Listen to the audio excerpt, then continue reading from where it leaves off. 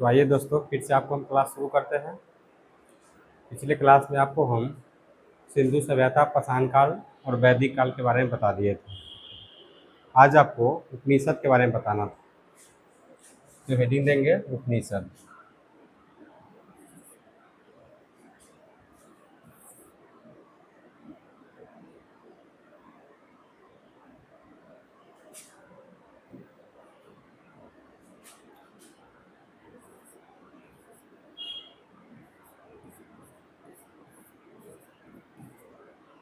Heading देंगे उपनिषद। तो सबसे पहले हम समझते हैं कि उपनिषद क्या होता है। उपनिषद का अर्थ होता है गुरु के समीप बैठकर ज्ञान प्राप्त करना। कैसा ज्ञान प्राप्त करना?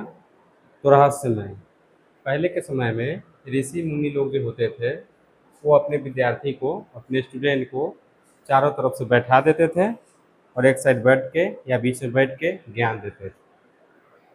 तो इसको लिखेंगे उपनिषद में, गुरु के समीप बैठकर रहस्यमय ज्ञान प्राप्त करना ही उपनिषद कहलाता है।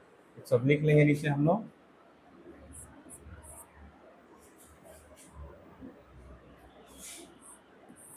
लिखेंगे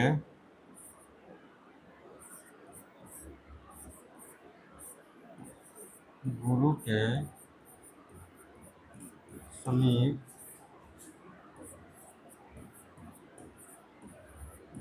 बैठकर रहस्यमय ज्ञान प्राप्त करना। ज्ञान प्राप्त करना उपनिषद कहलाता है।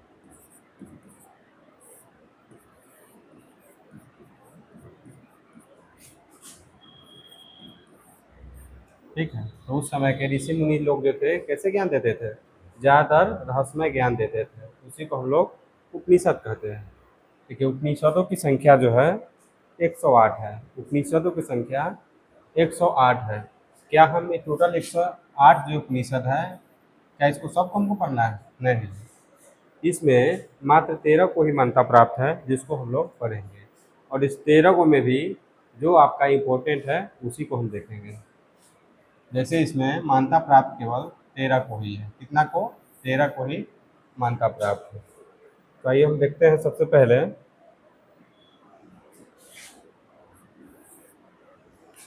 मुंडकोपनिषद। लिखेंगे मुंडकोपनिषद। मुंडकोपनिषद, ठीक है। मुंडकोपनिषद में जैसे हो गया सत्यमेव जयते। आपसे क्वेश्चन पूछेगा कि सत्यमेव जयते कहाँ से लिया गया है, तो आपको आंसर देना होगा मुंडकोपनिषद से। लिखिए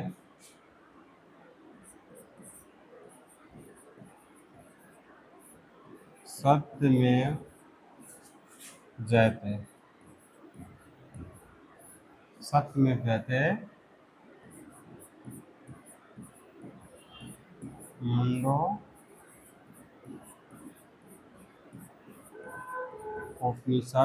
से लिया गया है।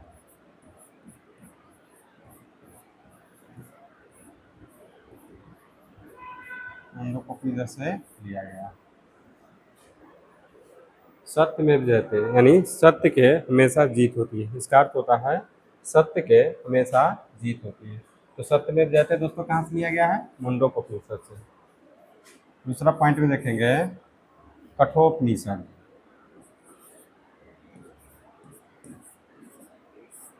कठोपनिषद, ठीक है। कठोपनिषद में देखेंगे यम एवं नचिकेता का इसमें चर्चा है। किसका चर्चा है?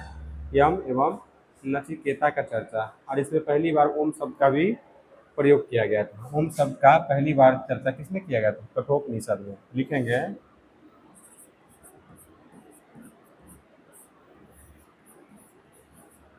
ओम शब्द का चर्चा पहली बार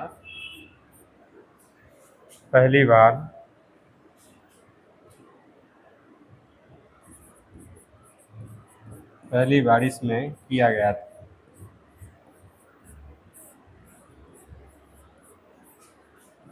था एवं इसी में लिखिएगा एवं एवं एवं नचिकेता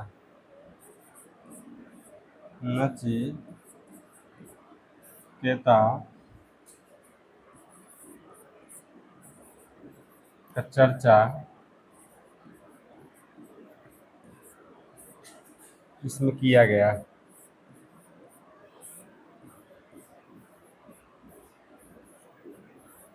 लिख लीजिए पहले इतना। ओम शब्द का चर्चा पहली बार कहाँ किया गया? कठोपनिषद में। एवं यम एवं नचिकेता का चर्चा भी कठोपनिषद में ही किया गया है। लिख लीजिए इसको।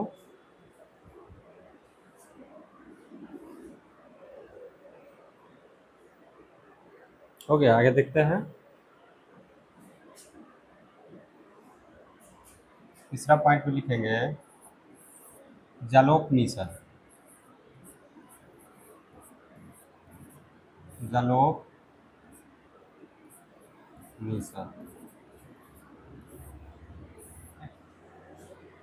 तो जलोपनिषद में देखेंगे त्रिमूर्ति का चर्चा है। जलोपनिषद में किसका चर्चा है? त्रिमूर्ति का चर्चा है।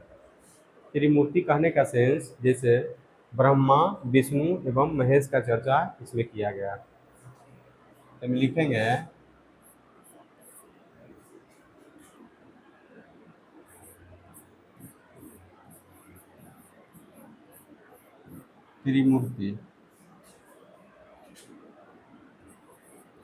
त्रिमूर्ति का चर्चा इसमें किया गया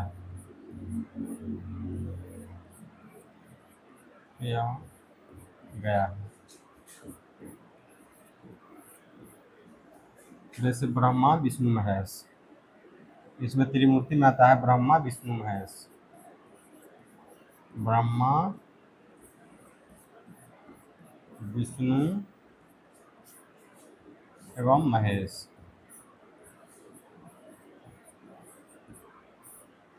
तो दोस्तों जलोपनिषद में किसका चर्चा है? तो ब्रह्मा, विष्णु एवं महेश का चर्चा है। जैसे त्रिमूर्ति का चर्चा हुआ इसमें। त्रिमूर्ति में कौन कौन आ जाएगा? ब्रह्मा, विष्णु, महेश। अगला पॉइंट देखेंगे। अगला पॉइंट देखेंगे श्वेता स्वरूपनिषद। श्वेता स्वरूपनिषद। श्वेता स्वरूपनिषद। श्वेता स्वरूपनिषद। श्वेता स्वरूपनिषद में दोस्तों सत्यम शिवम सुंदरम का चर्चा किया गया। किसका चर्चा किया गया इसमें? सत्यम शिवम सुंदरम का। सत्यम शिवम सुंदरम का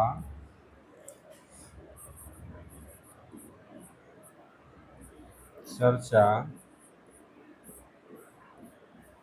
किया गया।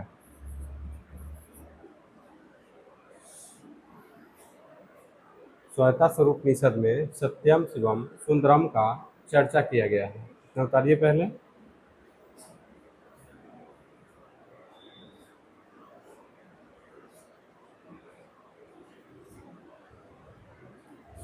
आगे देखते हैं।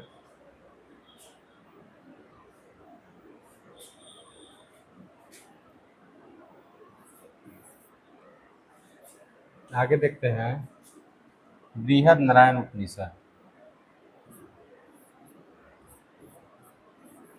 बृहद नारायण उपनिषद। दोस्तों बृहद नारायण उपनिषद जो है सबसे प्राचीन एवं सबसे बड़ा है। बृहद नारायण उपनिषद जो है सबसे प्राचीन है एवं सबसे बड़ा उपनिषद है।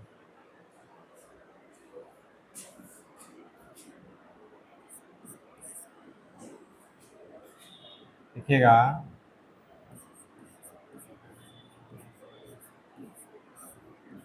सबसे प्राचीन एवं सबसे सबसे बड़ा उपनिषद है।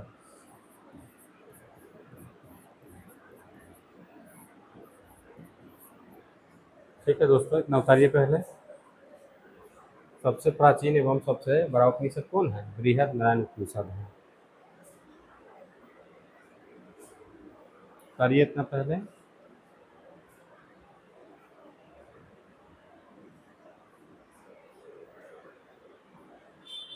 आगे बढ़ते हैं। अगला उपनिषद है आलोपनिषद। आलोपनिषद सबसे नवीन है। आलोपनिषद जो है सबसे नवीन एवं सबसे बाद का उपनिषद है। देखिएगा,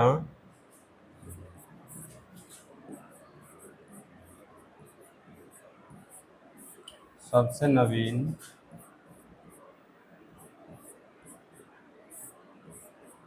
एवं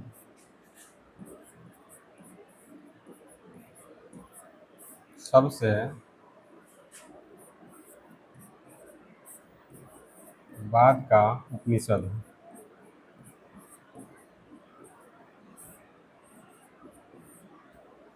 ठीक है दोस्तों, आपसे क्वेश्चन करते हैं कि सबसे बड़ा उपनिषद कौन है? तो सबसे बड़ा उपनिषद बृहद नारायण उपनिषद है। और सबसे प्राचीन उपनिषद कौन है? तो बृहद नारायण उपनिषद है। सबसे नवीन उपनिषद कौन है? तो आलोपनिषद है। सबसे नवीन आलोपनिषद है। सत्यम शिवम सुंदरम की चर्चा कौन सा उपनिषद में किया गया है? तो श्वेता स्वरूपनिषद में। श्वेता स्वरूपनिषद में किया गया है। सत्यमेव जयते का चर्चा कौन सा उपनिषद में किया गया है? तो आपको मुंडोक उपनिषद में किया गया है। उसके बाद अगला क्वेश्चन है, त्रिमूर्ति का चर्चा कौन सा उपनिषद में किया गया है?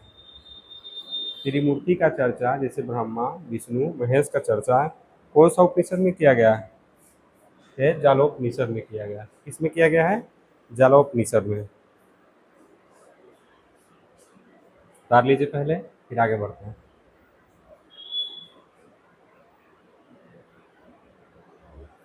तो आपका उपनिषद है चैप्टर खत्म हो गया। जो आपका इम्पोर्टेंट पॉइंट है उपनिषद से वो आपको हम पढ़ा दिए हैं। आगे बढ़ते हैं।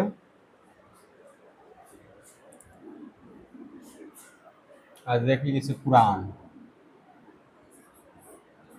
पुराण अगला टॉपिक क्या है? पुराण।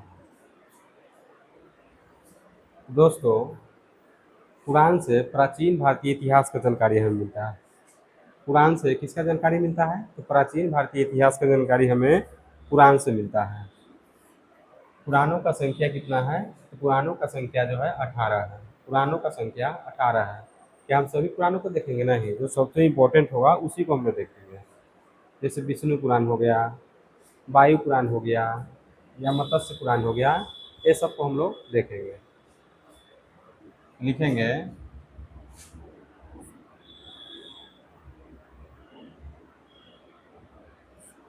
लिखेंगे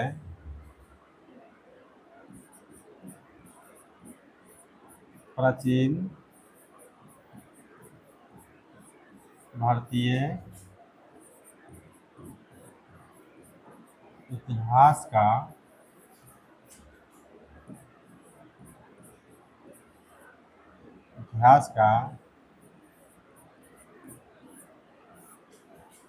जानकारी हमें पुराण से मिलता है।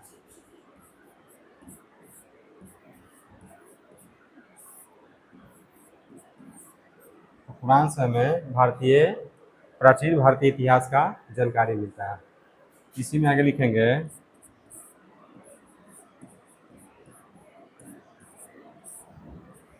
पुराणों की संख्या पुराणों की संख्या कितना है? 18 है।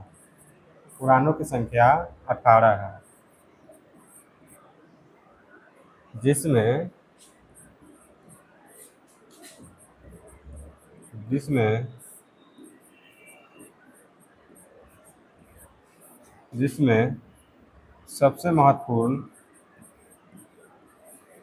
सबसे महत्वपूर्ण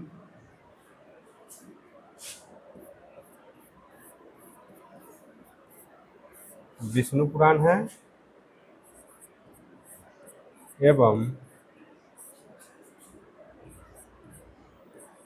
मत्स्य पुराण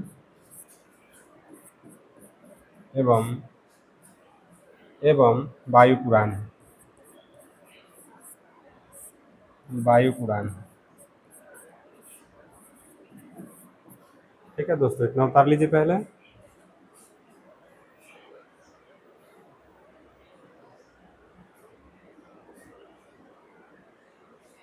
उतारिए इतना।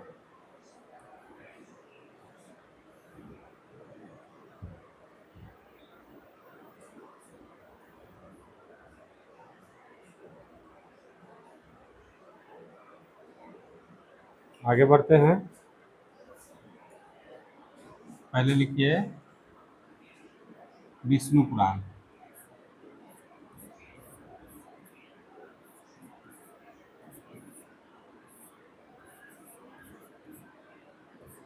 विष्णु पुराण। तो दोस्तों, विष्णु पुराण में मौर्य वंश की जानकारी हमें मिलता है। विष्णु पुराण में किसका जानकारी मिलता है? विष्णु पुराण में हमें मौर्य वंश के बारे में जानकारी मिलता है। इसमें लिखेंगे इसमें लिखेंगे इसमें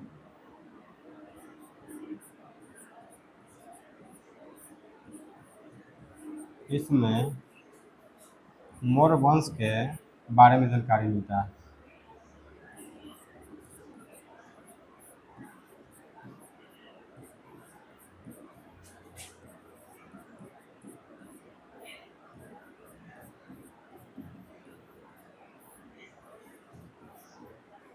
विष्णु पुराण में किसका जानकारी मिलता है? विष्णु पुराण में मौर्य वंश के बारे में जानकारी हमें मिलता है। आगे देखेंगे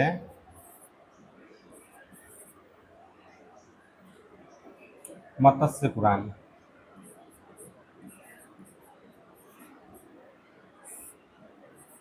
मत्स्य पुराण। दोस्तों, मत्स्य पुराण में सतवाहन वंशों के बारे में जानकारी हमें मिलता है। मत्स्य पुराण में किसका जानकारी मिलता है? तो मत्स्य पुराण में सतवाहन वंशों की जानकारी मिलता है। लिखेंगे इसमें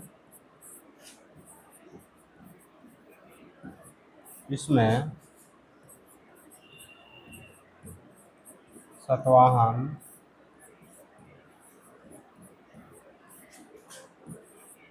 वंशों की जानकारी मिलती है। जानकारी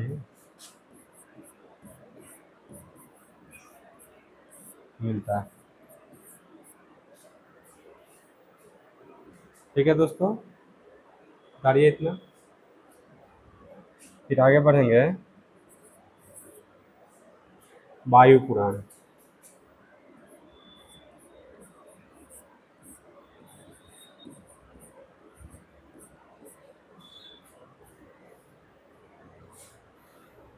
वायु पुराण।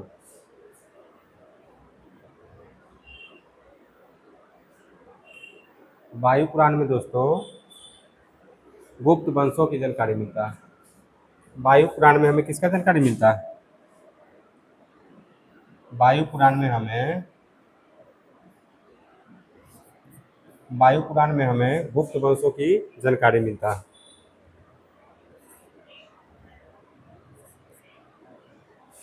लिखेगा इसमें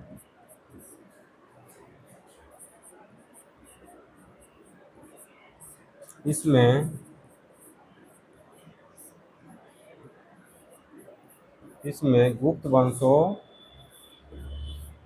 की जानकारी मिलता।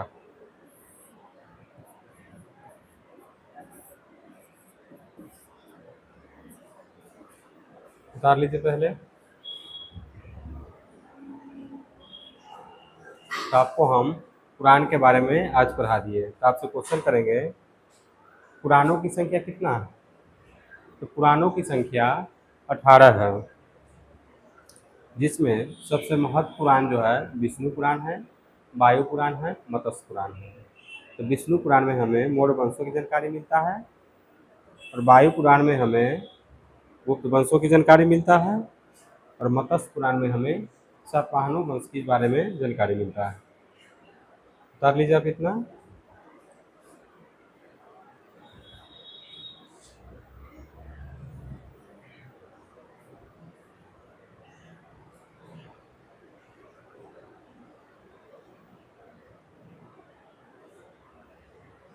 तो दोस्तों आगे बढ़ते हैं। तो आपको हम स्मृति साहित्य के बारे में बता दे रहे हैं। हेडिंग देंगे स्मृति साहित्य। हेडिंग देंगे स्मृति साहित्य।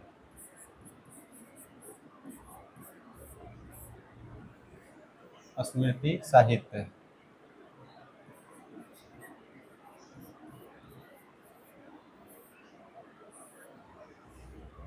स्मृति साहित्य। स्मृति साहित्य।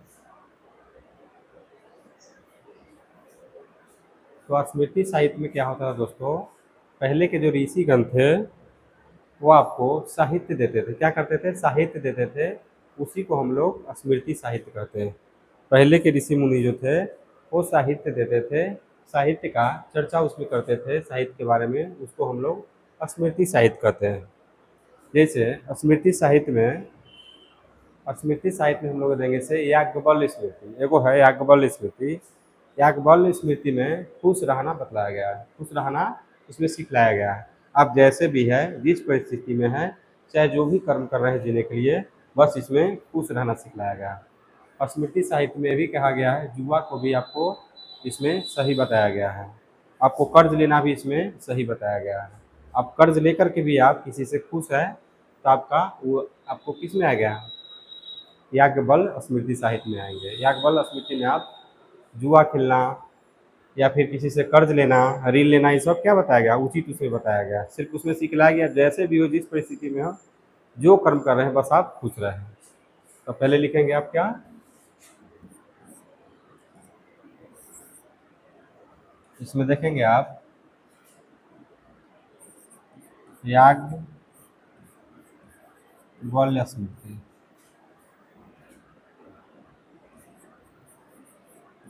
याज्ञवल्क्य स्मृति। याज्ञवल्क्य स्मृति में इसमें खुश रहना बताया गया है। लिखिएगा नीचे, इसमें हमें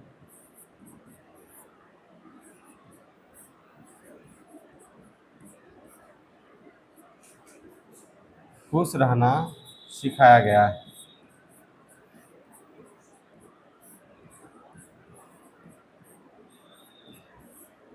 भले ही आप ऋण लेके खुश क्यों ना हो, लेकिन आप खुश रहें। याज्ञवल्क्य स्मृति में यही बताया गया है। लिखिएगा, चाहे आप ऋण क्यों ना लिया हो, ऋण क्यों ना लिया है,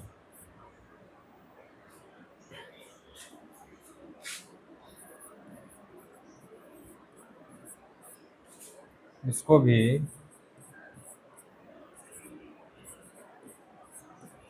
उचित बताया गया। बताया गया इसमें जुआ खेलना भी उचित बताया गया है, या ऋण लेना भी उचित बताया गया है याज्ञवल्क्य स्मृति में। याज्ञवल्क्य स्मृति में आपको ऋण लेना भी उचित बताया गया। आप जैसे भी रहें, ऋण लेके कर्ज लेके भी आप खुश हैं तो आप अच्छा है। याज्ञवल्क्य स्मृति के हिसाब से। लिख लीजिए।